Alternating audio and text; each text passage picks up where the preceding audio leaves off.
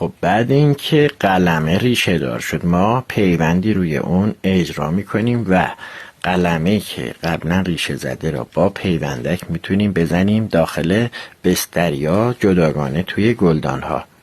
در این قسمت ما به خاطر اینکه عملکرد خوب باشه، ببینید اینجا میگم باید سر قلمه رو بپوشونیم تا این آب باعث کپک زدگی محل پیوند و قلمه ها نشه.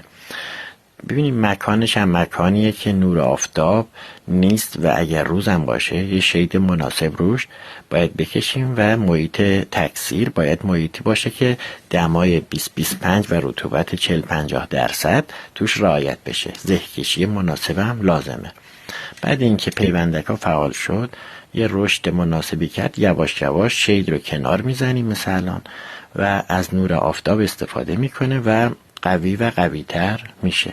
پس این روشی که گفتم اینه که قلمه اول بزنیم ریشه دار بشه و بعد پیوند رو روش اجرا کنیم. تو قسمت قبلم که پیوند رو زدیم روی قلمه و بعد زدیم توی بستر که ریشه دار بشه. در هر دو این مراحل کمتر از 3-4 ماه ما به نهال پیوندی که میزان قابل قبولی رشد کرده باشه میرسیم. باز در ادامه میگم